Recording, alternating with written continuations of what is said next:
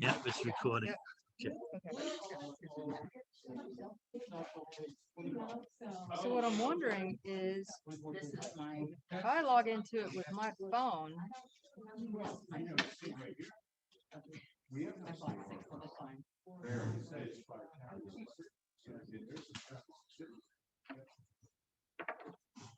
How are you? What's up, pal? Had my shot. No, I have the Johnson. Yeah. This afternoon, I saw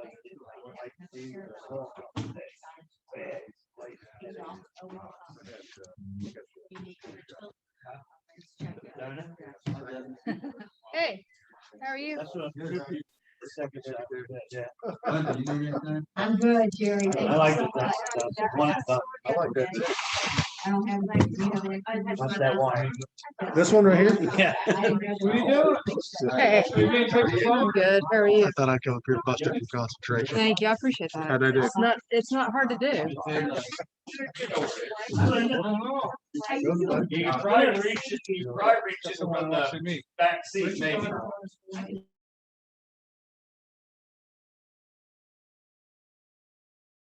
Okay, well, you got your shot yesterday? I Yes. got mine at 4 o'clock today. Which one did you get? I have to go back. Oh no, I got the one and done. Yeah. Enjoy that. I don't know why I didn't sign up for that one. Well, I was notified about 3 weeks ago that I'm eligible for no availability in all the places. And then I signed up yesterday. my pharmacist told me yesterday, hey, we're starting to do the shot. Yes, well, all right, right over there. Are they free or? Yeah. Yeah, well, I guess the government's paying everybody. Yeah. You need info? You need info? Even Walmart's doing them now, Doing what? the vaccine. Oh, I was like, you Yeah. got this. Yeah, but you have to get yourself self-checkout. You gotta get the lady on aisle 3. Nice to meet you. Nice to meet Clean you. up aisle 7, Bob. I got yesterday the Johnson & Johnson, Oh, wow. one and done. You got him at I'm sore, but it's not anything to get a shot like that, but this afternoon I got light fever. And all day today I got a place blind headache. I love But one and done, no more. one and done. Wow, you got a loaded shot. Yeah. He said they got, my pharmacist told me to get one load 3 times a week, and each load is 5 shots. If it's Johnson & Johnson, and that's all they can get. Oh, wow. But I've been checking for weeks because I've been eligible for weeks, but there's been no availability. No availability. Doctors But my pharmacist yesterday, I said, hey, we got shots, John. Can you get over here? And the next half hour, I said, no, I'll be there in 5 minutes. Hi, guys. I looked at my text messages at like 11:30 during my break. Yeah, there was nobody there. I went in, I got my shot. That was it.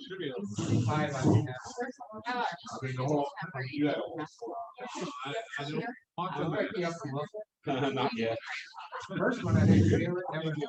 Oh my God, here. Charlotte. Danny. Hey, Hey. Charlotte. Hey, honey. How are you? Good. How you doing? I'm excellent. Excellent. Who else we got here? Greg. Hey, Greg. Leanne. Hi. All right.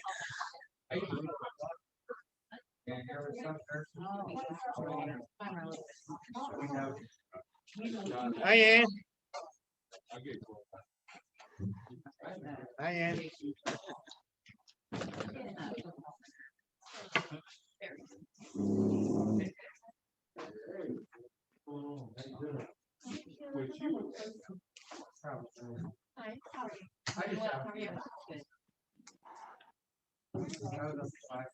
That's what I was asking her. You got the shot, so now you can fix the mask. No, you're supposed to, for 2 weeks, you're supposed to wear a mask after that, after your shot. See, it's only 2 weeks. I can handle Unless it. you're in Texas. All right, so when I walk into a place, are you gonna wear a t-shirt that says I've been vaccinated? Yes, I think you should get a t-shirt with it. Okay, all right. I think they put a barcode on the back of your neck. I think that's what they did. Yeah, there's a No, radar. I think the shot's got a little chip or something in it anyway. Well, I mean, I wouldn't doubt it. we've been having our chip for years. Yeah, that's right. It's right here. That's what I tell people. Yeah. Get my own personal FBI agent. You're gonna, they're gonna put chips in. Why, you voluntarily carry the damn thing around anyway? I'm like, you must be really bored if you're watching my life. In my phone that I You know? Yeah, I'm ultra confident that I'm wearing it that the government can listen to all of my phone calls if they want to. I'm good. My I got personal, right. My daughter wants to go. I have to say, oh, I am so. Like you think of my other phone, I was like, you don't know what. Maybe someone. Set it up. We're like, all I do is turn it on. Yeah. I can name it, Facebook, whatever I want. Yeah. And it was so much, I sent on. And so they got me to do theirs, they're going to be trying to set up. It's like, you want me to do this? I'm like, I'm like, you should like, right? No, just make it for long. You just go up and do it. Yeah. I'm like, guys, I didn't.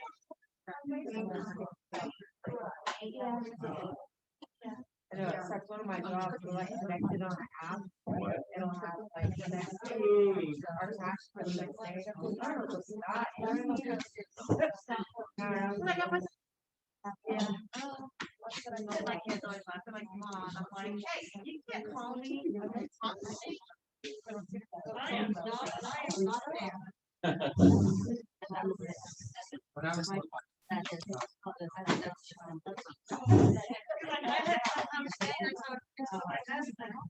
said, hey, I think you take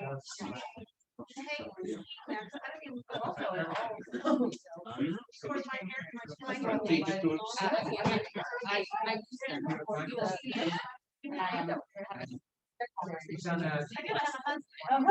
To remind myself. it's so funny, I'll be in the hair salon or whatever. Because it's all Precious has an appointment, Like when I'm thinking, I'll be like, we're all calling for my hair. Anyone else? I should probably should have told you that, because now you'll know what you're. Yeah. Oh, she's drumming stuff. My new phone, it was like, on a calendar somewhere, but I don't know where the calendar is. I thought it was. I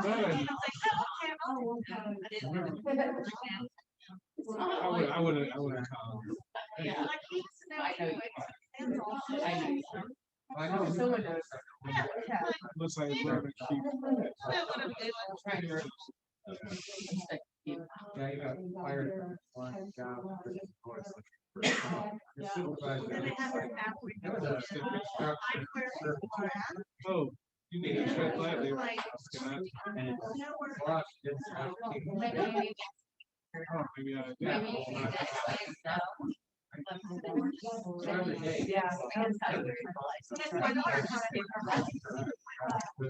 There's definitely. She can always get around and write things. Water. I was like, that's good.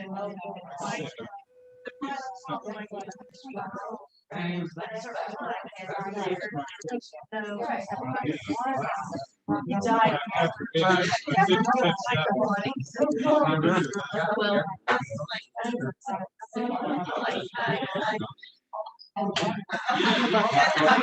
The last one I saw was. I'm not making a joke, but I know. I mean, I'm not just like hypothesis. There was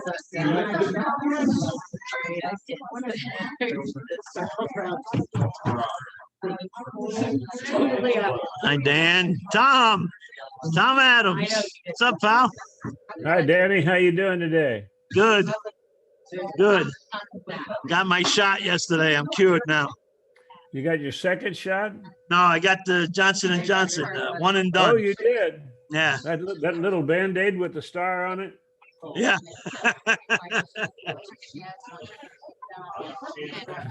I thought they were handing out like free baby powder with it, but they didn't give me none. What's up, Lynn?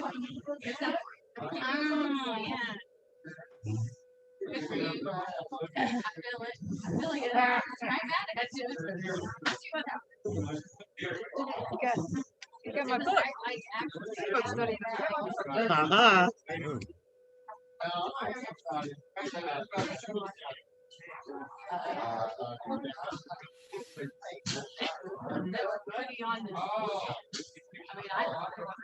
Hey, Dad. What's up, Lynn? Shirt, brother.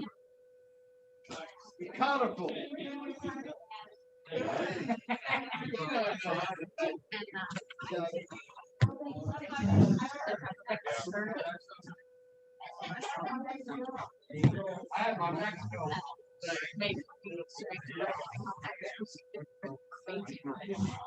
She knew she was busted too. After the meeting, I waited. Right. She's ready. Blow. She didn't.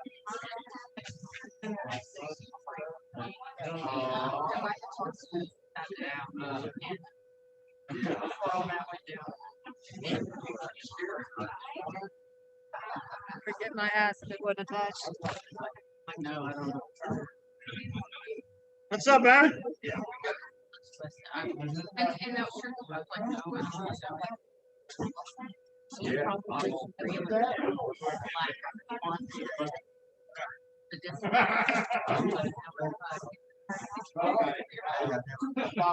Yeah, I was thinking that.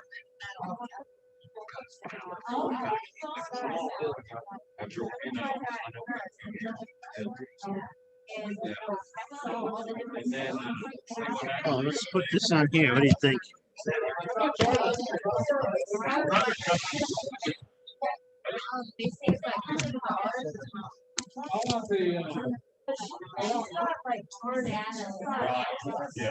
What's up, Robin?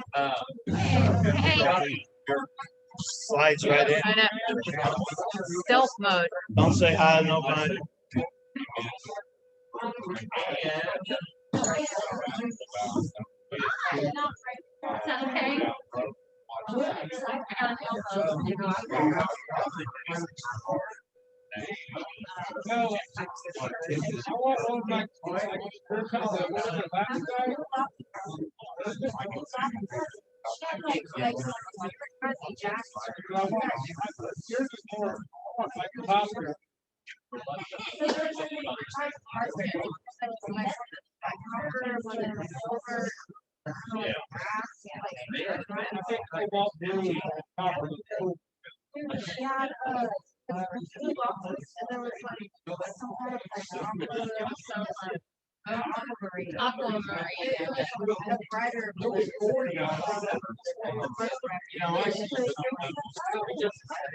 Hey, that's your third.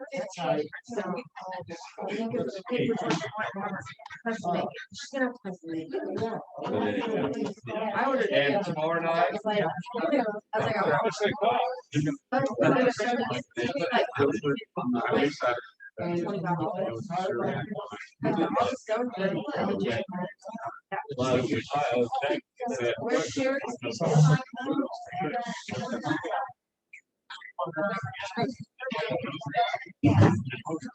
They'll just go around. Dude, I know, like I'm running in here.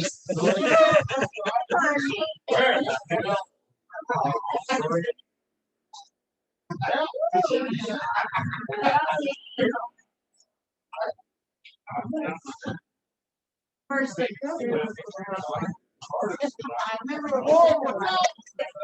What's up, Doc?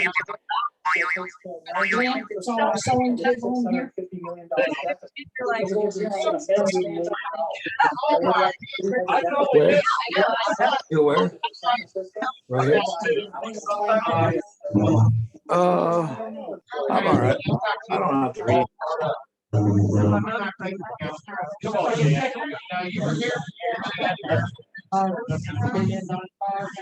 Where's old Mitch at?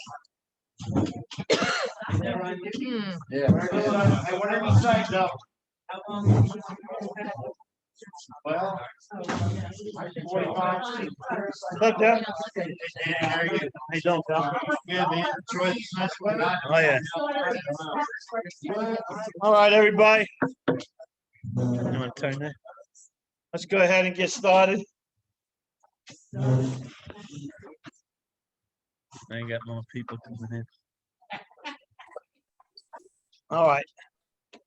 So anybody got any questions on what we've covered so far in the first 5 weeks? No questions? Okay.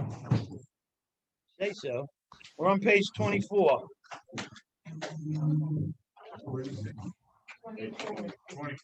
Thank you. First, Now you guys make sure you mute yourselves there. Unless you have a question, you can unmute yourself.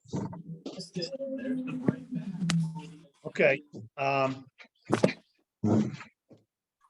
So the first paragraph on 24 is all in italic there. Somebody asked me a question last week. It's good to ask the questions while we're doing this, so because usually I'll forget by the time the next week comes along. But I mentioned numerous times about one of the purposes. Of course, the purpose of writing the book was to carry the message, but the other purpose was to raise the bottom, right? And I mentioned that a few times.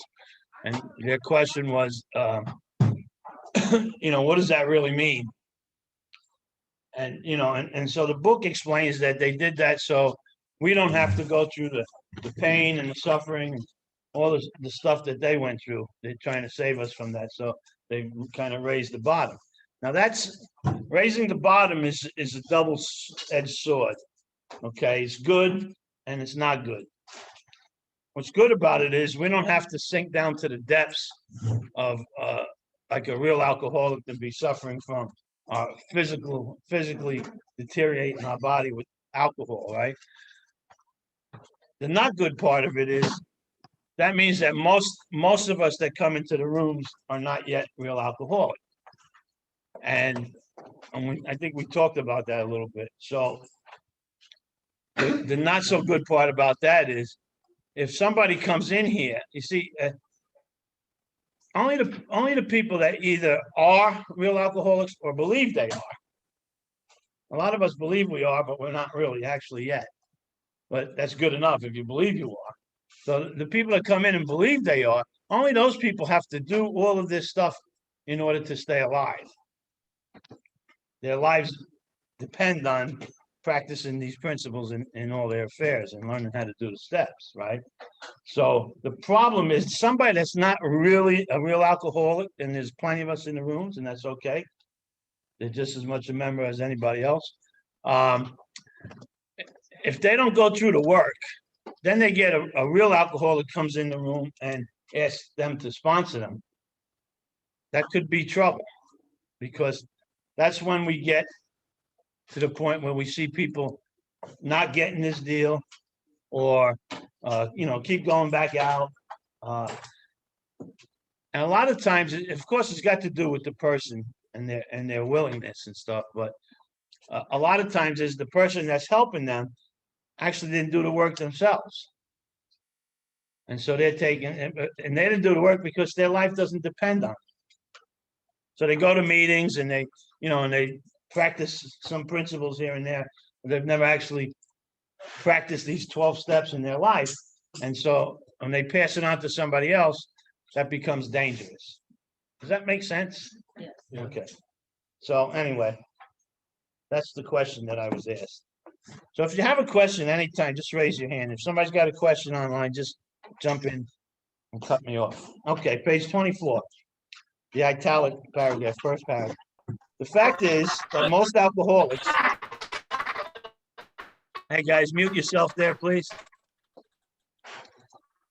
The fact is that most alcoholics, for reasons yet obscure, have lost the power of choice in drink.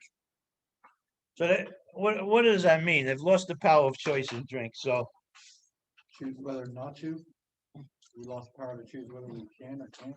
Yeah, and what we're talking about here is that their sane thinking is not as powerful as the disease.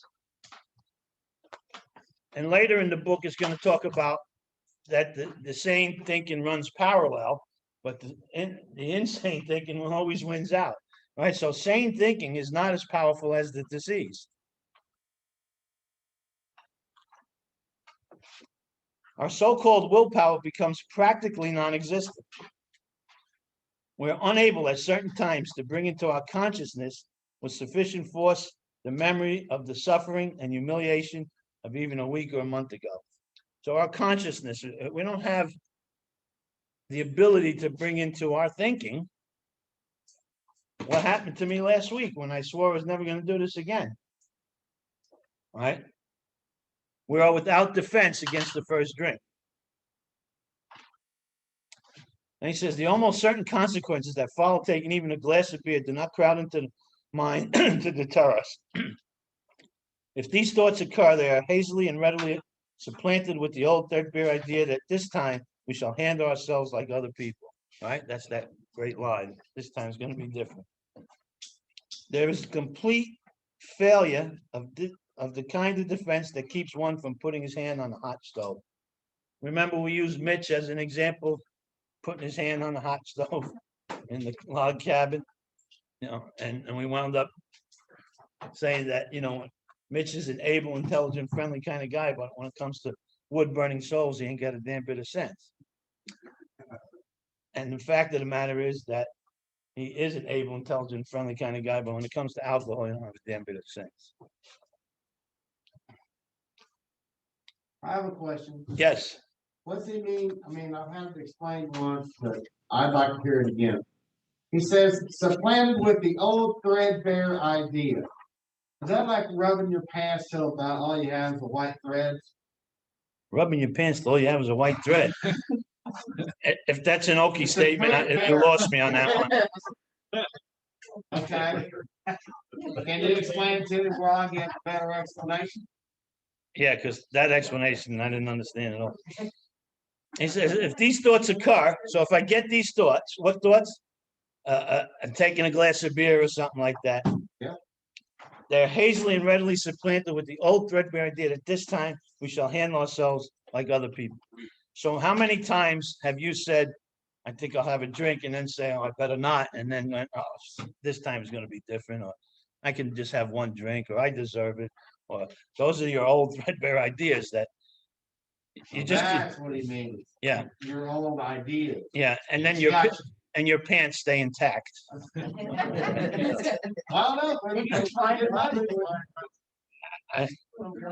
I gotta write that one down. Never heard that. I think you told me that. And he takes a drink, and then like the next paragraph says, and he's the third or fourth drinks, he's pounding on the bar, wondering, I'll stop on the sixth drink. What's the use anyhow, right?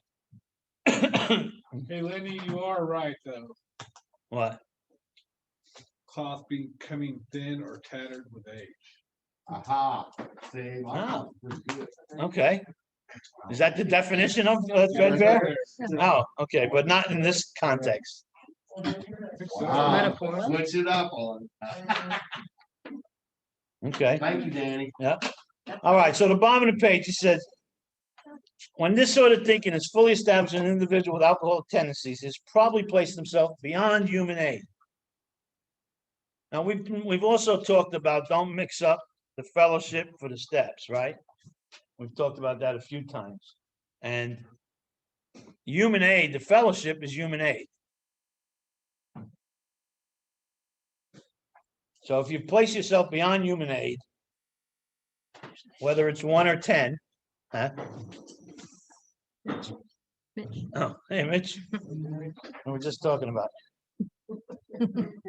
It says, these stark and ugly facts have been confirmed by legions of alcoholics throughout history. But for the grace of God, there would have been thousands more convincing demonstrations. So many want to stop, but cannot. I know hundreds of people that want to be sober if they just didn't have to stop drinking. Okay, so this next paragraph we went over a few times, so we can skip that. And let's go down to the second paragraph. The great fact is just this and nothing less. That we have had deep and effective spiritual experiences which have revolutionized our whole attitude toward life, toward our fellows, and toward God's universe. So remember when we did the triangle? God, self, and others? Right there it is, right? God, self, and others. Something's interesting here. It says, you know, it directs you to go look at the spiritual experience page. But if you notice here, the word experience is plural. It's not by, there's nothing in the book by mistake, right? So he could have just as easily not made it plural. So he's deep and effective spiritual experiences. Why do you think that is? Have one real quick and go, but, You have one real quick and goes away. I had, when I was 2 years sober, I had a deep and effective spiritual experience that, looking back on it now, I could tell you that I probably didn't have to go to meetings for a year or so. I didn't have to talk to my sponsor. I didn't have to work with my sponsor. I didn't have to read the literature. I didn't have to talk to God. It was so powerful that it was that powerful, that experience that I had. But the point is, and by the way, this comes after the first 7 steps, these deep and effective spiritual experiences, right? First 7 steps is the process of recovery. But here's the thing, and I've had a couple of more powerful ones over the years, but none as more powerful as that one when I had 2 years sober. But my point is this: I've never had an experience so powerful that would have kept me sober these last 30 years. Not one. So therefore, how do I get it? These first 7 steps that they described in the previous paragraph will allow me to have a deep and effective spiritual experience. So I need to keep having them, because one is not going to hold me. No, even though I could have stayed sober for a year just on that one, but not 30 years. I want to hear about it. Okay.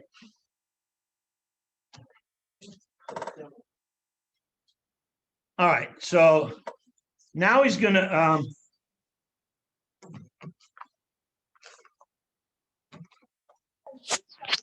where am I at here?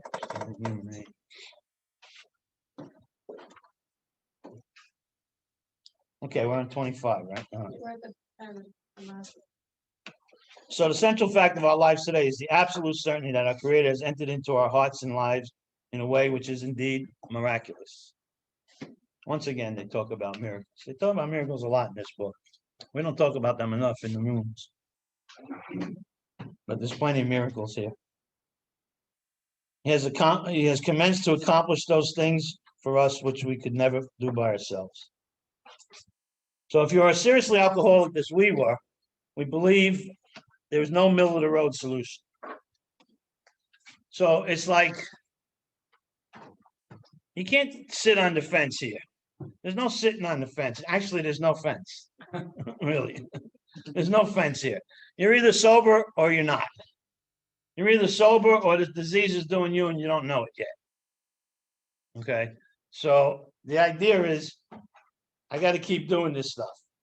So it's like being half pregnant. There's no such thing, right? You're not half pregnant and you're not half sober. So you're either sober or you're not. You're on a spiritual path, or you think you're doing something and you're, what did we talk about? The hamster on the wheel. Oh, no. Engaged in frantic activity once again. Spinning around, thinking you're going somewhere, going nowhere fast. So he says, we've been placed in a region from which there is no return through human aid. Again, talking about the human aid, so it's not the fellowship. But we had two alternatives. One was to go on to the bitter end, blotting out the consciousness of our intolerable situation as best we could. The other, to accept spiritual help. Now That baffled me the first time I read that. Because if you're dying and your life is a wreck, you would think that one would say, I'll accept spiritual help. So why do we have two alternatives? I don't want to go on to the bitter end, but I can't help myself. I continuously go on to the bitter end, blotting out the consciousness of my intolerable situations as best I can,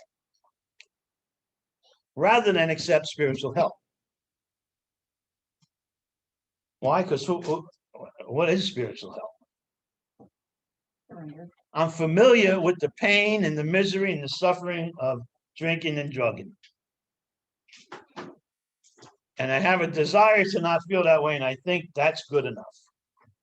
That's going to take me out of the suffering, and it's not.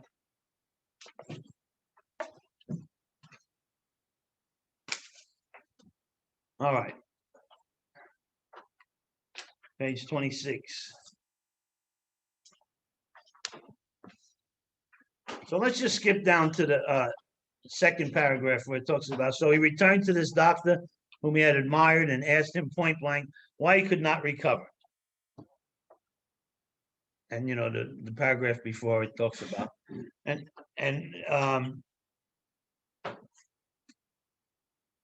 they're talking about Roland here. And Roland had spent time with Dr. Young, and he came from a wealthy family, and he went there to sober up, and he got sober, and he was feeling real good, and he was taking a boat back to the States, and he stopped in, the boat stopped in, I think, Paris, and he had friends there, and he met his friends, and he got drunk after spending all that time with the doctor, right? So he goes back, and he asked them point blank why he could not recover. He seemed quite rational with respect to other problems, yet he had no control whatever over alcohol. Why was this? Well, first off, he's trying to control his drinking. When you try to control something that is uncontrollable, you bring pain and heartache to yourself. It's really that simple. So he begged the doctor to tell him, and in the doctor's judgment, he was utterly hopeless. He could never regain his position in society, and he would have to place himself under lock and key or hire a bodyguard if he were expected to live long. That was a great physician's opinion. But this man still lives and is a free man. He does not need a bodyguard, nor is he confined. He can go anywhere on this earth where other free men may go without disaster, provided he remains willing to maintain a certain simple attitude. I never hear anybody talk about what that certain simple attitude is. Huh? That's not for I know that. What is that certain simple attitude? I would probably say open-mindedness and honesty. That helps. That helps, but that's not as simple as the simple attitude that we're Asking talking God about. for help, Huh? asking God for help. No, that helps too.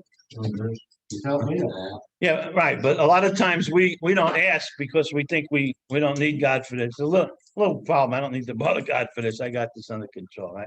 Yeah. It's a simple attitude. So the honesty, open mind, and willingness is good, but it's sometimes not so simple, right? And going to God is also not so simple. Well, what's a certain simple attitude? Don't drink. It wouldn't wind up here if we could do that, right? Recovery first. Recovery first. That is a simple attitude. Now, I didn't say simple in practical application, but it's a simple attitude. Recovery first. That makes sense.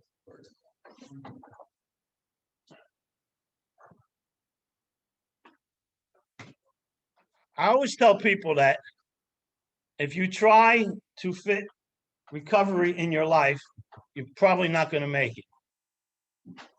But if you fit your life around recovery, you got a good chance to make it. So the new people that are just starting, if there's any new people just starting out here, or when you're working with somebody new, that's an important point there. Learn how to fit your life around recovery. Listen, I know when I'm going to go to a meeting, what day and what time. I know what I'm going to do in the morning when I get up. I know when I'm going to have a little 10 minutes, 15 minutes to read my literature. I know when I'm going to meet a sponsor and work with them. I know when I'm going to see my sponsor.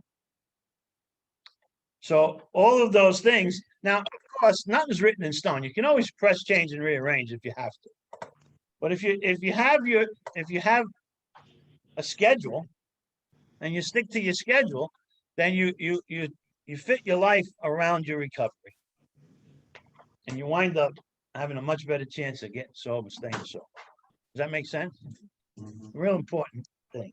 And nobody ever talks about that. Nobody ever talks about what is that certain simple attitude. This whole thing is about change, right? I'm going to change. So that's what we're going to talk about here. When you go down, he asked the doctor said you have the mind of a chronic alcoholic. I've never seen one single case recover where that state of mind existed to the extent that it does in you. Our friend felt as though the gates of hell had closed on him with a clang. He said to the doctor, "Is there no exception?" "Yes," replied the doctor, "there is. Exceptions to cases such as yours have been occurring since early times. Here and there, once in a while, alcoholics have had what are called vital spiritual experiences." That's a big change, right? To me, these occurrences are phenomena. Phenomena is what? Something completely different, right? That's change. They appear to be in the nature of huge emotional displacements, more change, and rearrangements, more change. Ideas, emotions, and attitudes, which were once the guiding forces of the lives of these men, are suddenly cast to one side, more change. And a completely new set of conceptions and motives begins to dominate them. Wow, that's a big change. In fact, I've been trying to produce some such emotional rearrangement, more change, within you. With many individuals, the methods which I employed are successful, but I've never been successful with an alcoholic of your description. So in that paragraph, he talked about change numerous times. So upon hearing this, our friend was somewhat relieved, for he reflected that after all, he was a good church member. This hope, however, was destroyed by the doctors telling him that while his religious convictions were very good, in his case, they did not spell the necessary vital spiritual experience.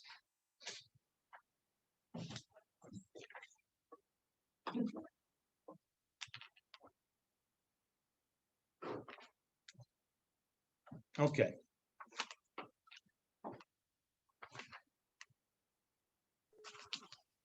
So here was the terrible dilemma in which our friend found himself when he had the extraordinary experience, which, as we have already told you, made him a free man. And then he talks about trying to get that for ourselves. And on the bottom of the page, he says, "We think it no concern of ours what religious bodies our members identify themselves with as individuals. This should be an entirely personal affair which each one decides for himself in the light of past associations or his present choice. Not all of us join religious bodies, but most of us favor such memberships. In the following chapter, there appears an explanation of alcoholism, as we understand it. Then a chapter addressed to the agnostic. Many who once were in this class are now among our members. Surprisingly, we find such convictions no great obstacle to a spiritual experience. Further on, clear-cut directions are given showing how we have recovered. This is followed by 43 personal experiences, and those are all step 2 stories, okay? Why are step 2 stories? Listen to this explanation of what these chapters are.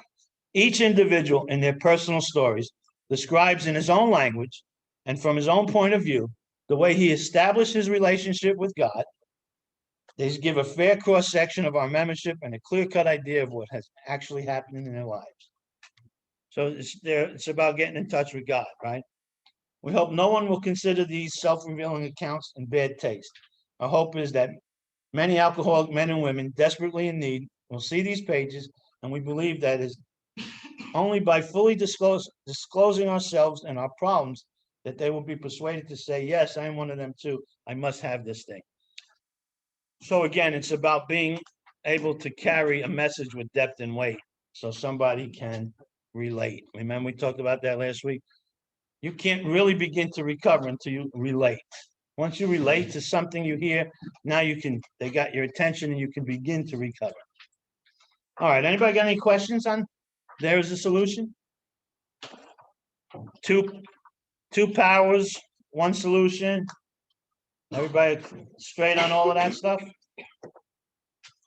Okay, chapter 3. More about alcoholism.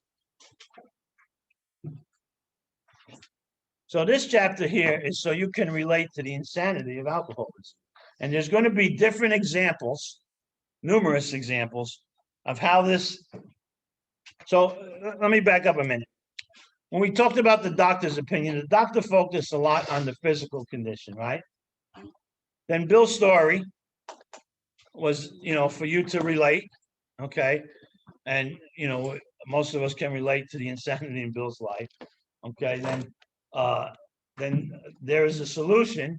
It started talking about the mental, and it started talking about all different things. And now more about alcoholism is going to focus mainly on what goes on in my head. But it's going to give us different examples of how this attacks us. And so we need to pay attention to each way it hits us and try to relate the experience with your own personal life. Not that it has to be that you drank bathtub gin or something like that, but what'd you do that's kind of similar to this? You have to try to relate to what the message they're carrying here. So more about alcoholism. Most of us have been unwilling to admit we were real alcoholics. Guess what? If most of us are unwilling to admit we're real alcoholics, then guess what? Most of us do not admit we're real alcoholics. In fact, let me go to the 12 and 12 real quick in step 1. It says kind of the same thing. Will you share the page number as well? Brittany Alcoholic, my apologies. On the 12 and 12? Yes, sir. Page 21. Thank you so much. Step 1, it's the first page, the first sentence. Who cares to admit complete defeat? Practically no one, of course. So he says the same thing, right? So who cares to admit complete defeat? Practically no one. So guess who admits complete defeat? Practically no one. That's what we're dealing with. If you're sober and you're going to sponsor people, that's what you're dealing with. You may not remember when you got here and were like that, but at least remember that's what you're dealing with now. People who practically none of them want to admit complete defeat, or that they're real alcoholics. So they actually, on step 1 and 12 and 12, and right here more about it says the same thing.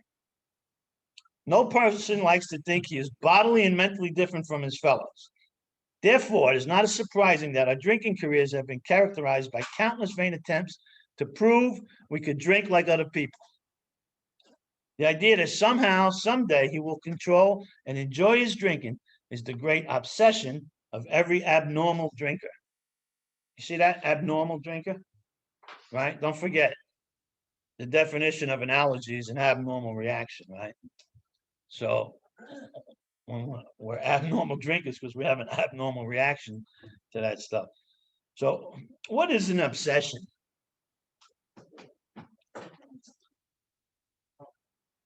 Huh? Yeah, an obsession is a thought that excludes all other thoughts. Can't get it out of your head. An obsession is a thought that excludes all other thoughts. It's kind of like if you ever been to the horse races and the horses are coming down the final stretch and they got the blinders on, right? They got the blinders on, they call them that for a reason. So they don't know that there's a horse next to them. They don't know there's people in the stand screaming and yelling. They don't know that this guy just bet 2,000 on him. They don't understand none of that stuff. They got the blinders on. All they can see is what's in front of him. Or even more to the point, if you ever get into the dog track, they chase that rabbit around, right? That's all they can see. They can't see anything else in front of them.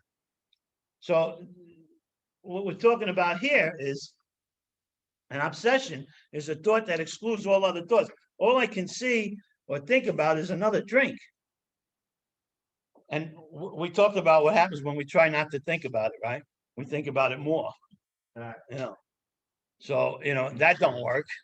That makes it worse. So that's what an obsession is. It's a thought that excludes all other thoughts. The persistence of this illusion is astonishing. Illusion. You know what illusion is? When I was a kid, I went to the Barnum Bailey Circus. I'll never forget this. And there was a guy there, and there was an elephant, and the guy came out and put a curtain in front of the elephant, and then when he pulled the curtain around, the elephant disappeared. Wow. I was impressed. I was a little kid, but that was, I thought about that for a year. The elephant disappeared, right? No, that's an illusion. It's an illusion. It's not real. It's a trick of the mind. An illusion is a trick of the mind. It's a trick of the mind. I think I see something that isn't so. That's what an illusion is. It's a trick of the mind. He says, many pursue it into the gates of insanity or death. Then skip down to the last sentence in the next paragraph. He says, the delusion that we are like other people or presently maybe has to be smashed. A delusion. What is a delusion? A lot of us have been a lot of delusional thinking going on, didn't we?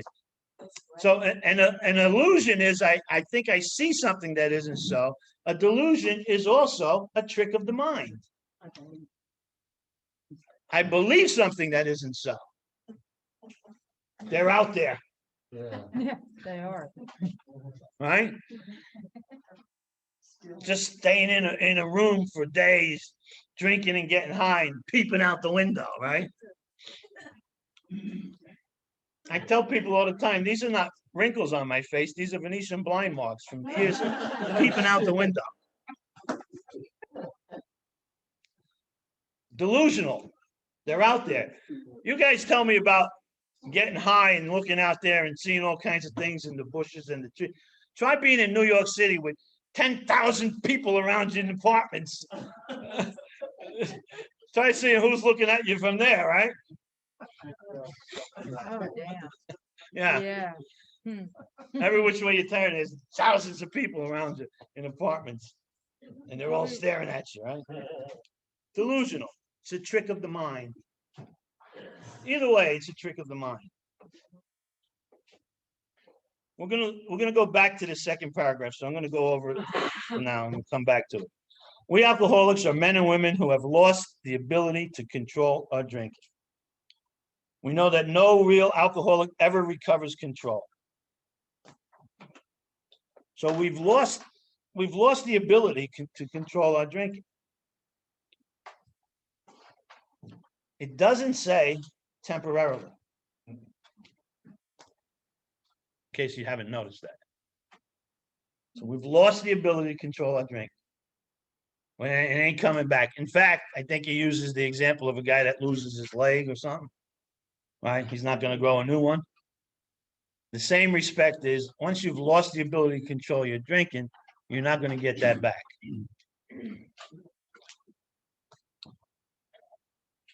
We know that no real alcohol ever recovers control, ever.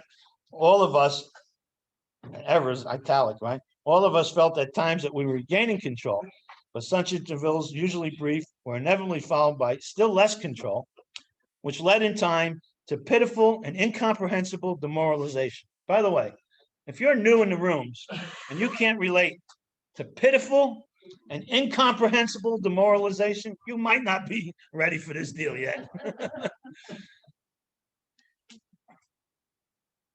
And those of us that are working the steps on something other than alcohol and drugs right now, think about your pitiful,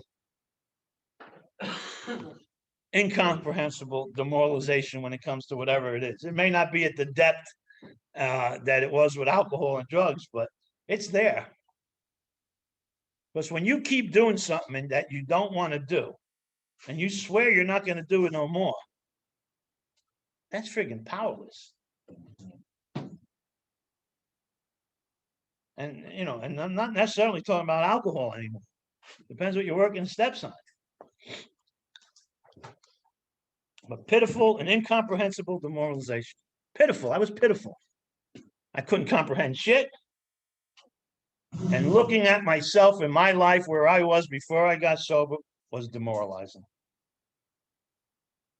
And by the way, a good first step should take you there. A good first step, you shouldn't be feeling good about yourself at the end of the first step. You should be feeling pretty shitty about how you've been living. And that's why the second step is so important. The second step is a promise of hope, right? So when you really do a good first step and you get to that, oh God, demoralization in your life, and you got the promise of hope coming right after that. We're convinced to a man that alcoholics of our type are in the grip of a progressive illness. Over any considerable period of time, we get worse, never better. I call this, for those of you that have been with me for years before, you've heard this many times, this is my pickle theory. My pickle theory. When you take a cucumber and ferment it into a pickle, you could never, ever again change that pickle back into a cucumber. And make no mistake about it, you have been pickled. And you have been pickled. And you have been pickled. And I have been pickled. Some of us are sour pickles. Some of us are hot pickles. Some of us are sweet pickles. Nevertheless, kosher pickles. We got all kinds of pickles. But that's exactly what's happened to us. And we could never, ever again become non-alcoholic. Just like you could never, ever take a pickle and make it a cucumber again. Does that make sense? This is also one of the 2 times in the book that I shared with you already that Alcoholics Anonymous in 1937, as they were writing this, stamped their approval on this, and it was medically proven in 1976. How do you like that for a powerful book? I dare anybody to bring me a book next week that was a statement was made in 1937 and proven in 1976. I don't think you could do it. But this book does it twice. And this is the first time with progressive illness.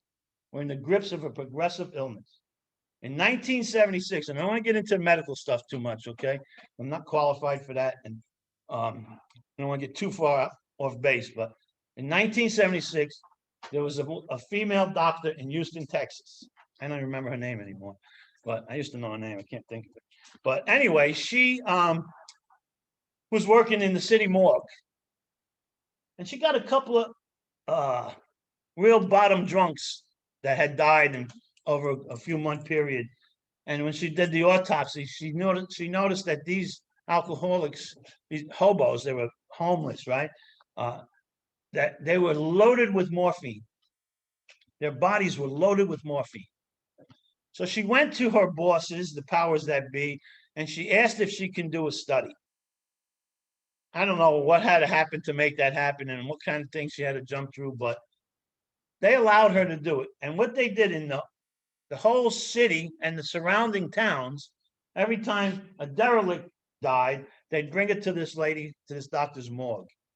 And you know what she found out? She medically proved that the alcoholic, when they start getting the DTs, the real alcoholic, that they have a little growth on the back of their brain, about like that. And when they drink alcohol, instead of dispersing it through their body like normal, or the way they used to, the alcohol goes to this little, I don't know if it's a tumor or what, I tell you again, I don't know the medical part of it, but she called it a second little attachment to the brain. And when it goes to that, it goes back into their blood system as synthetic morphine. And that's why real alcoholics that are suffering from DTs go through a terrible withdrawal. Just like a heroin addict. Yeah. But when they reach that point, they're pretty shot. But that's where all of us are headed if we don't stop, right? That's one of the reasons that they changed and wrote this book so we can stop, don't have to suffer like they did. But she proved that.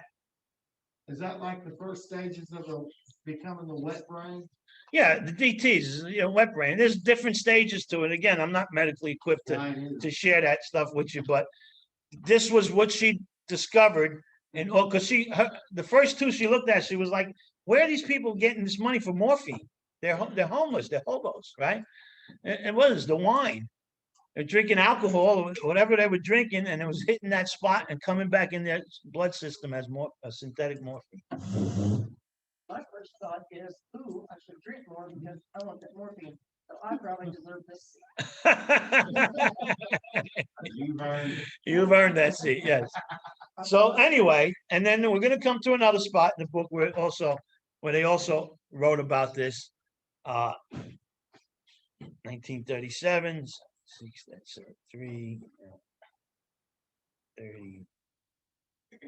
36 years before it was medically proven, if my math is right. Wow. It's a pretty powerful book.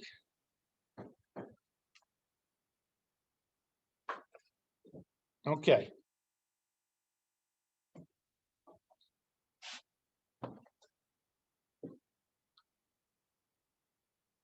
So here he goes. He says, "We are like men who have lost their legs. They never grow new ones. Neither does there appear to be any kind of treatment which will make alcoholics of our kind like other men." So the pickle theory there, right? Yet so many of us come in here and we're getting ready to begin to commence to get started. We like doing that. Getting ready to begin to commence to get started. We're good at that kind of shit, right?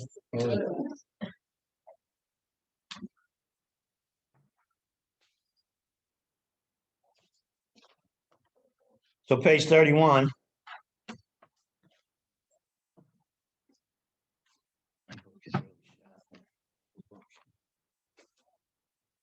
We've tried every imaginable remedy. In some instances, there have been brief recovery, followed always by a still worse relapse. Physicians who are familiar with alcoholics agree there is no such thing as making a normal drinker out of an alcoholic. Science may one day accomplish this, but it hasn't done so yet. So again, that's the pickle theory, right? Despite all we can say, many who are real alcoholics are not going to believe they're in this class. Why not? What do you call that? Denial. Denial. Yeah, denial. It's not a conscious thought. I'm going to deny it. They just absolutely are in denial. When you're truly in denial, you don't know you're in denial. That's why they call it denial. By every form of self-deception and experimentation, they will try to prove themselves exceptions to the rule. Therefore, non-alcoholic. Now, it's good when I work with newcomers, I like to point out to them that if you're doing that kind of shit, you're probably alcoholic. Because I've never met a normal person in my life that goes, "Okay, I'm not gonna drink today." Normal people know that they're not alcoholic. There's nothing else to think about. Only people like us think, "Am I alcoholic?" A normal person doesn't ask himself that. Basically, if you ask yourself that question. If you ask yourself that question, you're probably screwed. Yeah. We're not supposed to declare anyone else alcoholic, but I'd say you probably are, if that's the case. Or if you're doing this kind of experimentation, right? You're probably screwed. Okay. And then he says, Bill's being a little sarcastic here. If anyone who is showing ability to control his drinking can do a right about face and drink like a gentleman, our hats are off to him. Heaven knows we have tried hard enough and long enough to drink like other people. Then he gets really funny and he talks about all these different ways, not drinking with and without a solemn, all that stuff here, right? Ad infinitum. He says, we do not like to pronounce any individual as alcoholic, but you can quickly diagnose yourself. So now Bill's giving you a test here. There's a test here. Step over to the nearest bar room and try some controlled drinking. And if you're a crackhead, go to the nearest crack house and try some controlled smoking crack. Try to drink and stop abruptly. Look what he says here.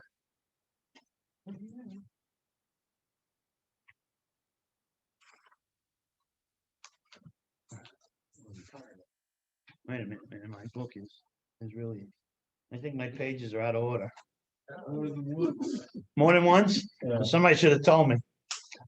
I'm sorry. They're all. Well, they say if a man's book's falling apart, his life and his life for you. Well, thanks for that one, but I have no idea where I'm at now. What page? 32. 32. Yeah, in ours. I'm on 45. Oh, wait a minute. Yeah, so wait a minute. Okay, sorry, guys. All right, we're back on page 31. Bottom of the page. Actually, 32. He says, try it more than once, right? It will not take long for you to decide if you are honest with yourself about it. It may be worth a bad case of jitters if you get a full knowledge of your condition. So now, the interesting thing is, Bill's giving you a test to try, right? He says, step over to the nearest bar, try some controlled drinking. And then he says, try it more than once. And that's important because he knew that we might be able to get away with it. And see, depending on how far your alcoholism is advanced, you might be able to take a drink and not set the allergy off. So combined with some willpower and not setting the allergy off, you might be able to take a drink or two and go home. The more you advance you are on your alcoholism, the less that is feasible. But don't forget, there's a 3-step process when I drink, right? I put the chemical in my body, whether it's a drink or a drug. I put the chemical in my body. I ignite the allergy. And the phenomenon of craving, the way that the manifestation of that allergy is the phenomenon of craving. So if I don't ignite the allergy, then the manifestation of that is not going to be a craving. Again, that happens in our lives. If we look through our lives, that's happened a lot to us, or to a good amount of us, for a certain amount of years. But then we cross some type of invisible line and we'll never be able to do that again. Remember the scale we made, right? How things got worse and worse and we all wound up in dysphoria. Okay. So Bill knew that we weren't going to be able to control ourselves maybe once, but and so he said, try more than once. He says, there's no way of proving it. We believe that early in our drinking careers, most of us could have stopped drinking. But the difficulty is that few alcoholics have had enough desire to stop while there's yet time. So, when you're having fun and you're drinking and you're having a good time and a little bit of consequence here and there, there's no reason to stop. It's only when things get insane. Okay. So now he's going to give an example of a man who was 30. He said he was very nervous in the morning after these bouts and quieted himself with more liquor. He was ambitious to succeed in business, but saw that he could get nowhere if he drank it all. Once he started, he had no control whatever. He made up his mind that until he had been successful in business and had retired, he would not touch another drop. Now pay attention to this word. An exceptional man. That means probably not you. Yeah. An exceptional man. He remained bone dry for 25 years and retired at the age of 55 after a successful and happy business career. Then he fell victim to a belief which practically every alcoholic has, that his long period of sobriety and self-discipline had qualified him to drink as other men. Out came his carpet slippers and a bottle. In 2 months, he was in the hospital, puzzled and humiliated. He tried to regulate his drinking for a while, making several trips to the hospital meantime. Then, gathering all his forces, right, his willpower, right, he attempted to stop altogether and found he could not. Every means of solving his problem, which money could buy, was at his disposal. Every attempt failed. Though a robust man at retirement, he went to pieces quickly and was dead within 4 years. Wow. Now, I got a question for you. He was 30 years old. So my question to you is, let's say he never quit drinking. So he's 30 years old, he quit drinking for 25 years, right? Let's say he never quit drinking at 30 years old. Do you think he would have been dead at 34? No. Why not? Why not? Why not? I don't know, it just doesn't make sense.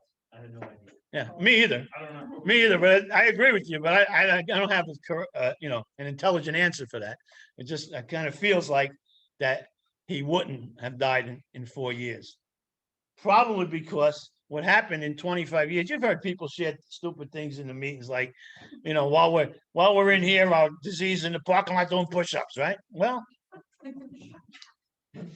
we just read that the disease is progressive and that doctor proved that though we're sober, our disease is still progressing. So even though 25 years went by without him having a drink, his disease was progressed 25 years. So that focuses on the physical part right there, right? So here he is 25 years later, hasn't had a drink in 25 years, but in no time, he was drinking like he was before, and then right after that, he's dead in 4 years. So you could probably assume that he wouldn't have died in 4 years if he kept drinking, but he would have had a lot of problems. Who knows if he would have made it to 55? Probably not. But he certainly would. I don't think he would have died at 34. So that just focuses kind of on the physical part there. Does that make sense? All right. Brittany, alcoholic. Yes. I was thinking something along the lines of when we drink or use or whatever, we do it to like mask our feelings or whatever we're going through, right? So that we don't have to go through that emotional state. And I was just thinking like maybe it was more progressive after he had been in the program because he was trying to block out those emotions. Like I could never go out and drink again the way that I drank before I came into the program of Alcoholics Anonymous. And when I did, when it was a part of my whatever, I actually ended up drinking more and more so that I didn't have to think about that regret and remorse and shame and that pitiful, incomprehensible demoralization. Yeah, that's a tongue twister. Did everybody hear what she was saying? Yeah. So that may be correct for you, but you can't put that label on everybody because a lot of people weren't drinking anymore to not feel. They were just, the old saying in AA that the man or the woman takes a drink, the drink takes a drink, and then the drink takes the man, right? So by the time we're pretty shot with this stuff is that we just drink because we have to. If you remember that scale, right? That scale that we did, that the digression gets worse and worse. So some people drink because they don't want to feel nothing, and some people just drink. It depends who you are.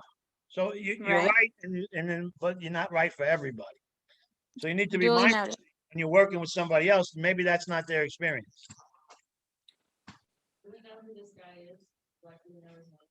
Who, the guy that died? The man of 30. No, a man of 30. I don't know. No, I don't know who he is. No. A successful businessman. Yeah. Okay, we got a few more minutes left. Did that make sense to you, what we're talking about, though? That not everybody's experience is the same. We don't all drink just to not feel. Well, yeah, because I mean, I thought about it a little bit more just now. And like when you take that first drink, like your conscience or your first drug or whatever, that conscience is automatically, that frontal lobe is turned off. So what I said really kind of doesn't make sense. But in my story, it did. Yeah, it could make perfect sense for you, but when you're working with others, it might not be their truth. So you just need Right. to be aware of that. Yeah, makes All sense. right. Thank you, Daniel. You're welcome. I hate Daniel. Danny. Oh, my apologies. All right. Young people may be encouraged by this man's experience to think that they can stop as he did on their own willpower. We doubt if many of them can do it, because none of them will really want to stop, and hardly one of them, because of their peculiar mental twist already acquired, will find that he can win out. Several of our crowd of men of 30 or less had been drinking only a few years, but they found themselves as hopeless as those who had been drinking 20 years. So, understanding what makes you alcoholic has got nothing to do with how much you drank, how many years you drank, right? If you just skip over real quick to, and we're going to finish up with this. Skip over to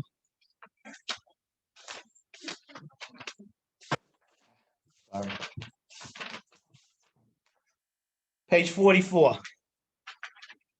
Now, this is one of the only times in the book that Alcoholics Anonymous is going to make a distinction on alcoholism. Top of the page. In the preceding chapters, you have learned something of alcoholism. We hope we have made clear the distinction between the alcoholic and the non-alcoholic. So he says, and it's interesting here because it's mental and physical. The first one is mental. If when you honestly want to, you find you cannot quit entirely, that's the mind. Or if when drinking, you have little control over the amount you take, that's the physical, you are probably alcoholic. So that's kind of. Sorry to interrupt. What page did you skip to? 44. 44, first paragraph. There's a distinction. AA makes a distinction between the alcoholic and the non-alcoholic.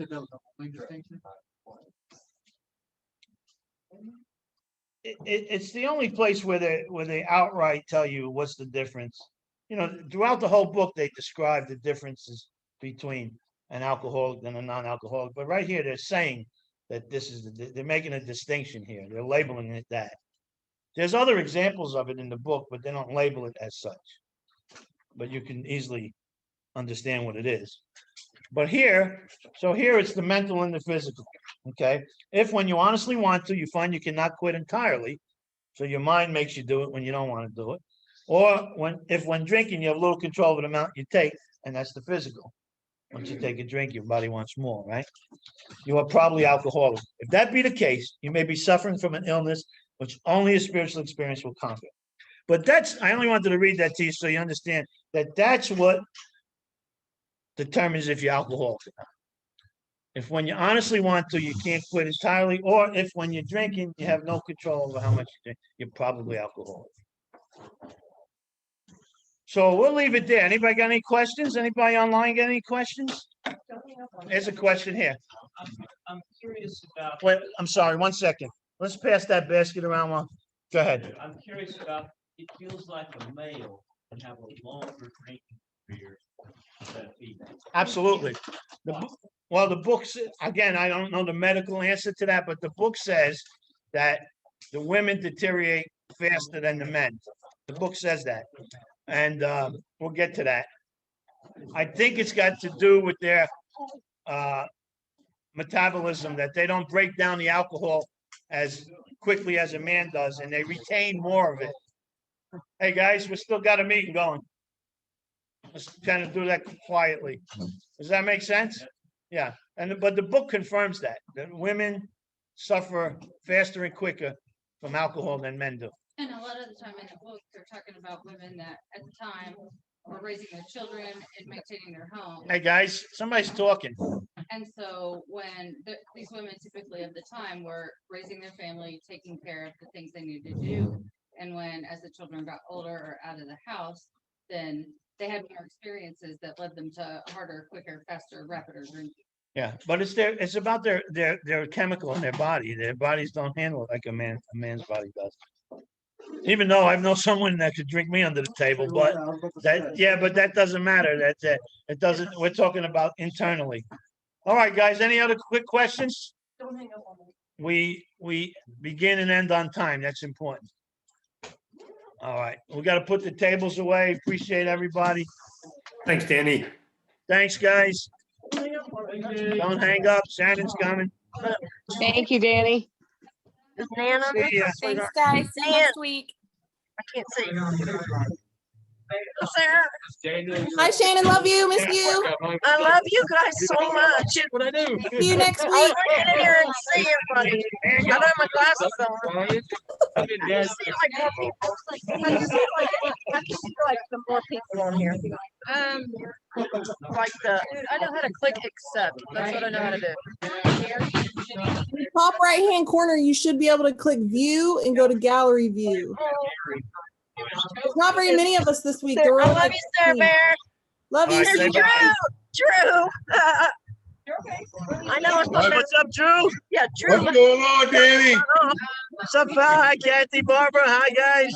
Greg, Drew, Michelle. push me off. Michelle, why aren't you here tonight? Oh. All right. Good night, guys.